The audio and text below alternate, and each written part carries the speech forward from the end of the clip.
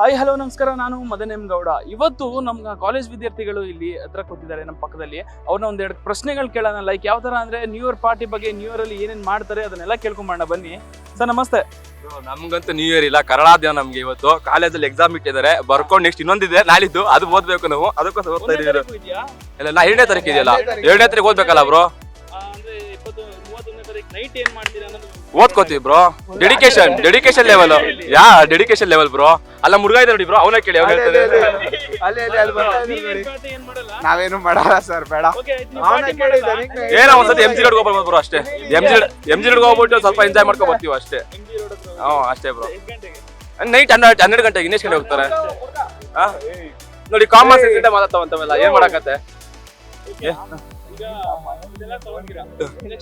Party ಎಲ್ಲ ಮುಗಿತು. 2025ರಲ್ಲಿ ನಿಮ್ಮ ಬದಲಾವಣೆ ಅಂತ ಏನಾದ್ರು?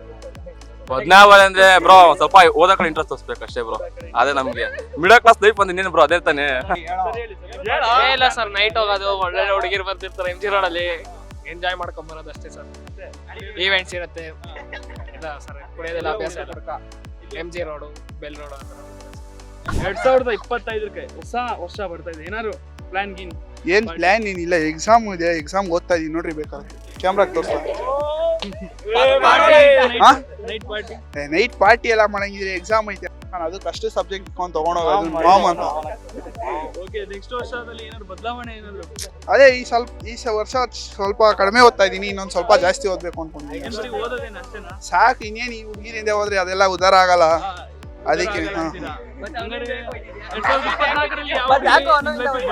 ಯಾವ ಹುಡುಗಿಗೂ ಸವಾಸಕ್ಕೂ ನಾವು ಇಲ್ಲ. ನಾವು ಏನು ಹೋಗಲ್ಲ, ಅವ್ರು ಏನಕ್ಕೆ ಬರ್ತಾರ? ಏನ್ ಕಳ್ಕೊಂತೀರಾ? ಏನು ಇದ್ರೆ ತಾನೇ ಕಳ್ಕೊಳಕ್ಕೆ.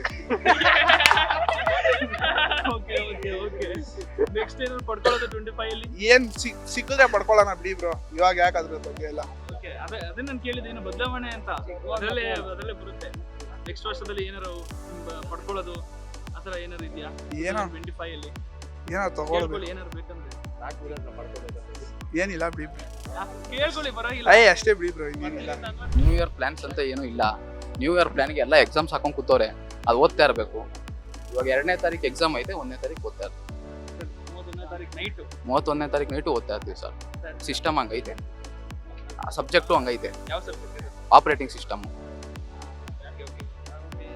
2025ರಲ್ಲಿ ಏನಾದ್ರು ಬದಲಾವಣೆ ಅಂತ? ಬದಲಾವಣೆ ಏನು ಬೇಡ ಸರ್, ಕಾಲೇಜ್ ಬೇಗ ಮುಗ್ದೋಗ್ಬಿಟ್ರೆ ಸಾಕು. ಎಷ್ಟನೇ ಇಯರ್ ಈಗ? ಇವಾಗ ಸೆಕೆಂಡ್ ಇಯರ್. ನೆಕ್ಸ್ಟ್ ಓಕೆ, ಈ ವರ್ಷದಲ್ಲಿ ಯಾರು ಕಳ್ಕೊಂಡಿರೋದು? ಏನಿಲ್ಲ. ಸೆಲೆಬ್ರಿಟೀಸ್?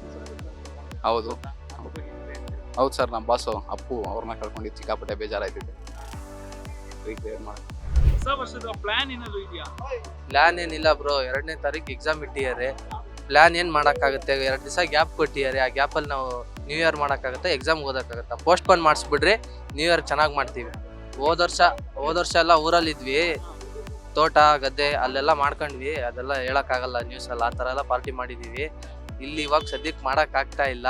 ಏನಂದ್ರೆ ಬ್ಯಾಕ್ ಇಟ್ಕೊಳ್ದಂಗೆ ಕ್ಲಿಯರ್ ಮಾಡ್ಕೊಳ್ಳೋದೇ ಇವಾಗ ನಮಗಿರೋ ಒಂದು ಚಾಲೆಂಜ್. ನಾ ತಲೆನೇ ಕೆಡ್ಸ್ಕೊಳ್ಳಲ್ಲ ಬ್ರೋ, ಯಾರು ಹೋದ್ರೆ ತಲೆ ಕೆಡ್ಸ್ಕೊಳ್ಳಲ್ಲ, ಯಾರು ಬಂದ್ರು ತಲೆ ಕೆಡ್ಸ್ಕೊಳ್ಳಲ್ಲ. ಇದ್ರೆ ಚೆನ್ನಾಗಿರ್ತೀವಿ, ಹೋದ್ರೆ ಹೋಗ್ಲಿ. ಜೋರಾಗಿ ಹೇಳಿ ಬ್ರೋ. ಲವ್ ಬಗ್ಗೆನಾ? ಯಾರು ಇಲ್ಲ, ಸಿಕ್ಕರೆ ಎಕ್ಸ್ಪೀರಿಯನ್ಸ್ ಮಾಡಿ ಹೇಳ್ತೀನಿ. ಓಕೆ, ನ್ಯೂ ಇಯರ್ ಪ್ಲಾನ್ ಬಗ್ಗೆ ಏನಾದ್ರು ಹೇಳಕ್ಕೆ ಸರ್? ನಿಮ್ಮ ಪ್ಲಾನ್ ಏನಿದೆ ಮೇನ್ ಆಗಿ? ನಮ್ಮದು ಇದೆ ಸರ್, ಕಾಲೇಜ್ ಬಿಟ್ಟಿದ್ಮೇಲೆ ಇರ್ತವೆ. ಬಟ್ ಈಗ ಸದ್ಯಕ್ಕೆ ಕಾಲೇಜ್ ಇದೆ, ಅವತ್ತಿನ ದಿನ ನಮಗೇನು ಹಾಲಿಡೇ ಕೊಟ್ಟಿಲ್ಲ, ನಾಳೆ ಹೋಗ್ಬೇಕು. ನಮಗೆ ಅದು ಬೇರೆ ಎಂಡ್ ಆಫ್ ಸೆಮ್ ಎಲ್ಲ ಮಾಡಲೇಬೇಕು, ಹೋಗೋಕ್ಕಾಗಲ್ಲ ಹಾಲಿಡೇ ಹಾಕೋಬಿಟ್ಟು.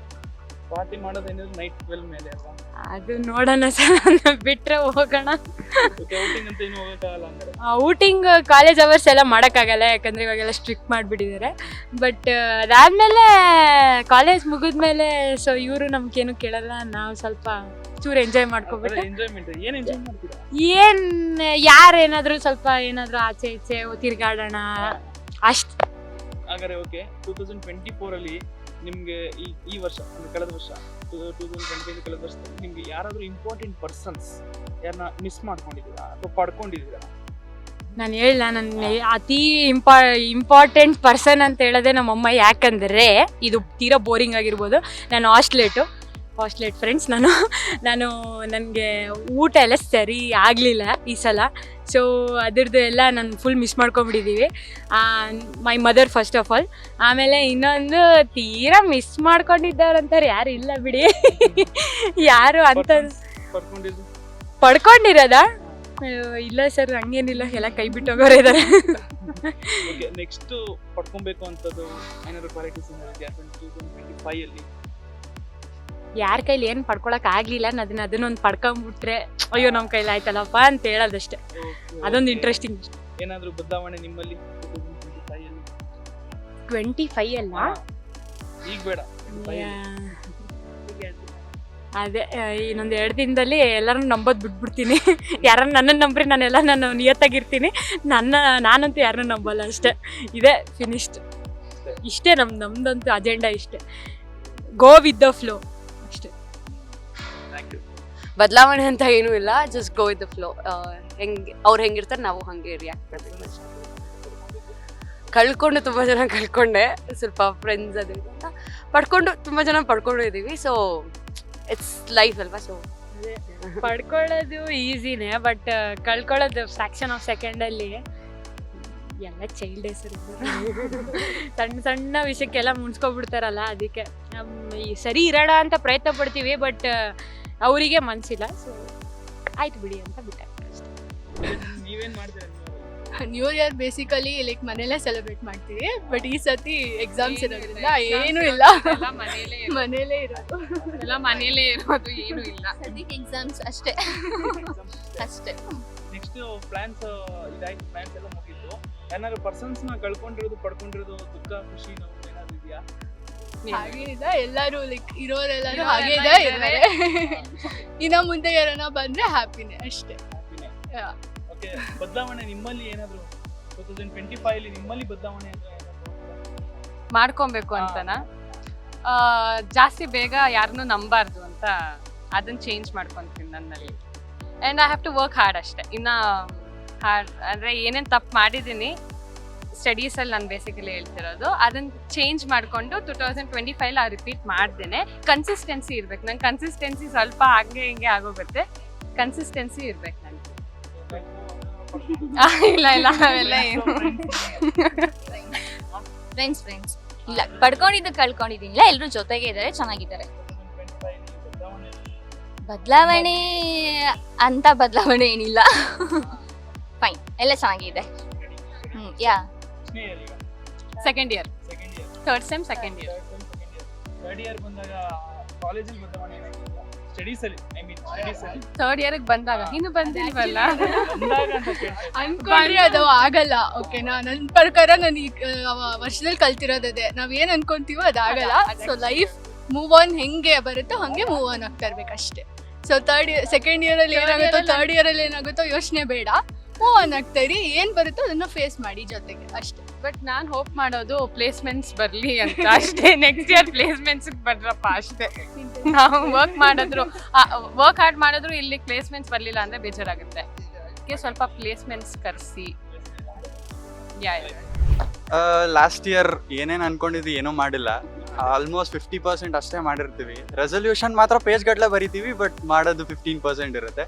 ಬಟ್ ಈ ಸಲ ಒಂದು 50%ಗಿಂತ ಜಾಸ್ತಿ ಮಾಡೋಣ ಅಂತ ಅನ್ಕೊಂಡಿದೀವಿ ಅಷ್ಟೇ. ಹಾಂ, new year party last year ಮಾಡಿಲ್ಲ, ಮಲಗಿದ್ದಾಗಿದೆ. ಈ ಸಲ ಟೆಕ್ಸ್ಟಿಂಗ್ ಜೊತೆ ನೋಡಬೇಕು, ಯಾಕಂದ್ರೆ ಟೆಸ್ಟ್ ಇರೋದ್ರಿಂದ ನೋ ನ್ಯೂ ಇಯರ್ ನಥಿಂಗ್. 25 ಅಲ್ಲಿ ಸ್ವಲ್ಪ ದಪ್ಪ ಆಗ್ಬೇಕು ಅನ್ಕೊಂಡಿದ್ದೀನಿ ಅಷ್ಟೇ. ನಿಮ್ಮಲ್ಲಿ ಹೌದು, ಒಂದು ಫ್ರೆಂಡ್ಸ್ ಗ್ಯಾಂಗ್ ಇತ್ತು ನಮ್ದು ಫಸ್ಟ್ 2024 ಅಲ್ಲಿ.